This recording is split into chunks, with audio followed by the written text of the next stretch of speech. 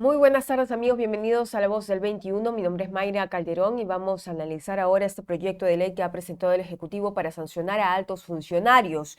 ¿Cómo? Puedan ser denunciados por la Fiscalía ante la Corte Suprema.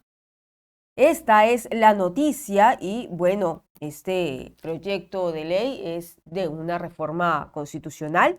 Vamos a hablar con Gilmer Andía, quien ha sido viceministro de Justicia, y le damos la bienvenida aquí en Perú 21 TV. ¿Cómo está? Hola, ¿qué tal? Muy buenas tardes. Muchísimas gracias por la invitación. Acá a Gracias a disposición usted, para poder conversar sobre estos temas. gracias a usted por estar aquí en Perú 21. ¿Qué significa que el Poder Ejecutivo haya presentado ante el Congreso un proyecto de ley para modificar los artículos constitucionales referidos al juicio y al antejuicio político, a fin de determinar que la Fiscalía de la Nación podrá acusar solo ante la Corte Suprema a altos funcionarios públicos por supuestos delitos cometidos durante el ejercicio de sus funciones? ¿Qué se está buscando específicamente con este proyecto de ley y qué se estaría omitiendo, vulnerando o dejando de lado?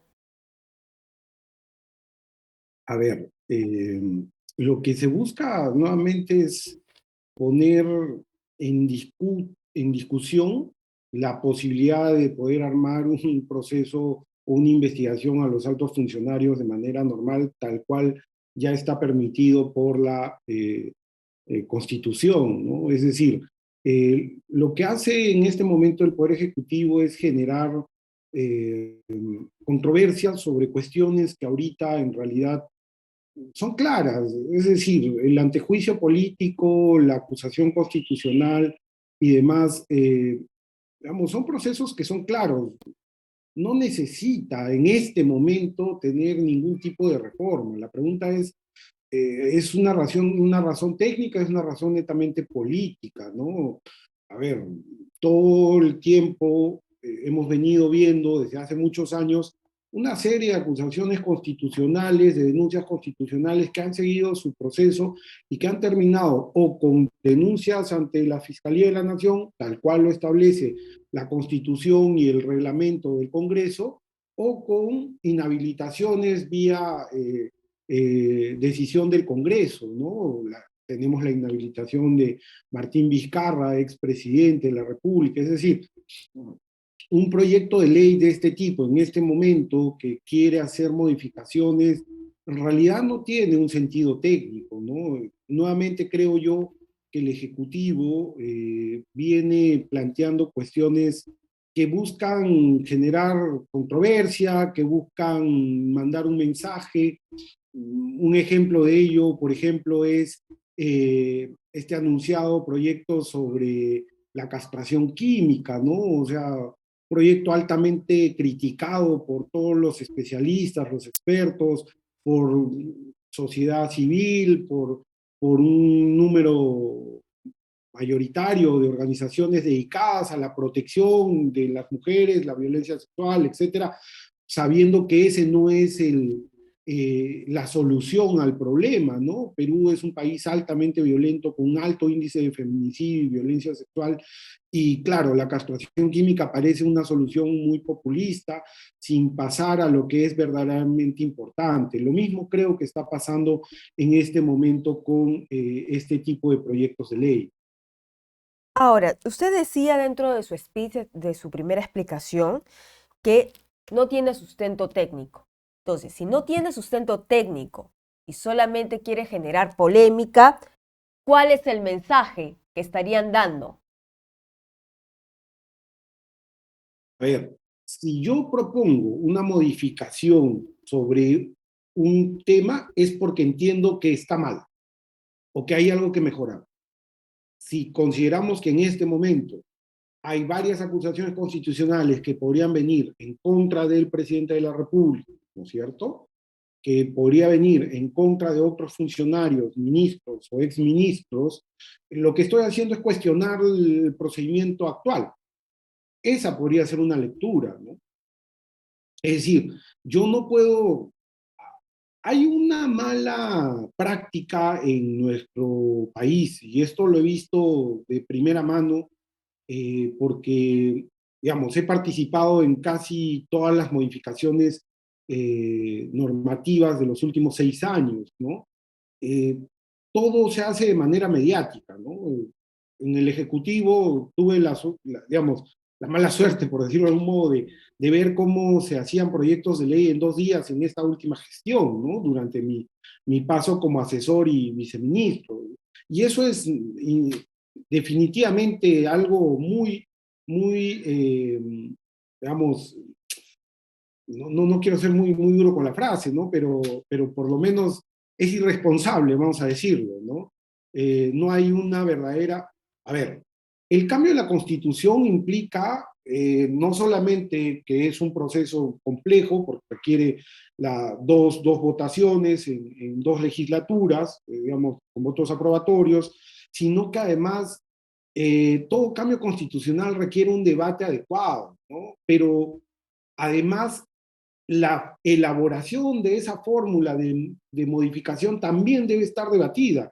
La pregunta es, ¿qué tanto se ha debatido este proyecto de ley al interior de los ministerios? Recuerde que el Ejecutivo tiene un sistema que fue creado ya hace varios años, que primero pasa por un consejo de coordinación de viceministros, es decir, todos los viceministerios de todo el Poder Ejecutivo analizan los proyectos normativos, verifican constitucionalidad, legalidad, temas de costo-beneficio, etcétera, etcétera, y luego de eso pasa al Consejo de Ministros, donde también vuelve a pasar un filtro por todas las jefaturas de gabinete de asesores principales de despacho, etcétera, y luego de eso recién se entra al debate político y se aprueba o no se aprueba.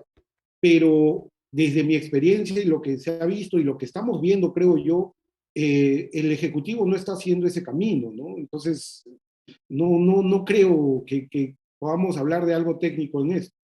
Claro, entonces este proyecto de ley del Ejecutivo no prosperaría así como se encuentra. Mire, a ver, los proyectos finalmente quien va a determinar si proceden o no proceden es el Congreso de la República. El Ejecutivo tiene una responsabilidad por presentar algo eh, que podría ser totalmente no viable, pero el Congreso podría reformar, podría tomar la idea. En verdad, esta decisión final de si procede o no procede es del Congreso de la República. El Congreso, miren, puede darse el caso, y esto es un tema netamente técnico, puede darse el caso que alguien presente un proyecto de ley muy mal elaborado, pero que el Congreso tome la esencia de ese problema y genere una solución distinta, pero finalmente hace una solución. ¿Esto podría pasar? Sí, pero vamos a ver, ¿es necesario? Eso tendría que evaluar el Congreso. No es necesario entonces, ante su perspectiva sobre su análisis del asunto, pero tampoco también si vamos a ver costo-beneficio, tampoco este proyecto de ley generaría mucho beneficio a lo que ya se ha establecido por la Constitución, porque si no tiene perfil técnico, parece que esto fuera de carácter político, ya se habla de cosas que están normadas, que ya están en la Constitución. Entonces, este proyecto de ley parece que su futuro sería eh, que no sería visto finalmente, ¿no? Porque si tomamos en cuenta cada una de estas exposiciones que usted me está dando, repito, no tiene perfil técnico, los argumentos ya están en la Constitución, se habla más de lo mismo, no hay beneficio, entonces, así como está este proyecto de ley no tiene futuro. Es que mira, el mensaje que manda este proyecto el Ejecutivo parece que es bueno, ¿no? Porque dice, vamos a eliminar la inmunidad, por ahí escuché, ¿no? De todos los funcionarios para que todos podamos ser investigados y demás. La pregunta ¿es que acaso no puedo hacerlo ahora? O sea, ¿el Congreso no puede acusar a los altos funcionarios? Sí, ¿no? Lo hace los integrantes de la Comisión Permanente. Bueno, actualmente pasa por la Subcomisión de Acusaciones Constitucionales, luego pasa a la Comisión Permanente, luego pasa al Pleno para ser debatido, ¿no es cierto? Entonces, claro, estarían ahí tratando de resumir la situación. La pregunta es si solo una comisión permanente es la que podría tener la posibilidad de tomar la decisión o no de una acusación. ¿O es que acaso no es mejor que sea un voto democrático por todo el Congreso? Es decir, son cuestiones que probablemente podrías discutirlas nuevamente. ¿Es necesario en este contexto? cuando el presidente de la República podría ser en este momento pasible de investigaciones a nivel constitucional, ¿por qué lo presentan en este momento? La pregunta es esa, ¿no? O sea, nuevamente, cualquier modificación es posible siempre. La pregunta es cuál es el sustento técnico. O sea, por qué crees tú que esto va a mejorar lo que ya tienes y que está en camino? Si en principio ha funcionado. O sea, a ver, seamos sinceros, ha habido procesos de antejuicio y de juicio político que han terminado con un resultado de inhabilitaciones, ¿no? Y desaforos. Entonces, ¿cuál es aquí el problema? Claro, ¿cuál ¿Quieren es el acaso aporte, no? atacar? Exacto. O sea, ¿cuál es? De repente, miren, siempre toda institución es mejorable. Siempre. Toda institución es mejorable. Pero la pregunta es entonces, hagamos un debate.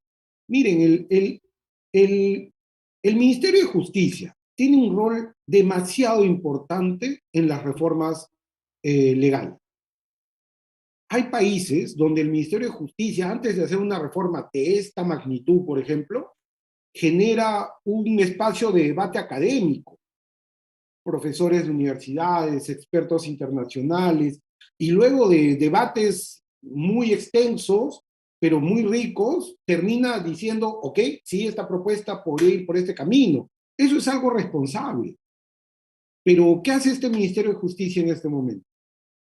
¿En qué se ha convertido? ¿Cuál es el filtro constitucional y legal y de necesidad que tiene este tipo de modificaciones? ¿No? Es decir, lo técnico pareciera que está siendo dejado de lado, ¿no? Muy bien. Muchísimas gracias, ex viceministro, por estar aquí con nosotros en Perú 21 TV analizando este tema importante también, porque no hay que dejar pasar lo que están presentando y decir las cosas por su nombre. Como usted dice, ya esto se encuentra en la Constitución y no tiene perfil técnico. Muchísimas gracias. Listo. Gracias a ustedes. Bien, era Gilmer Andía, que estaba con nosotros, él ha sido viceministro de Justicia y ha hablado básicamente del fondo de este proyecto. No aporta a lo que ya se ha establecido en la Constitución. Ustedes lo han escuchado. Entonces vamos a regresar más adelante con más noticias.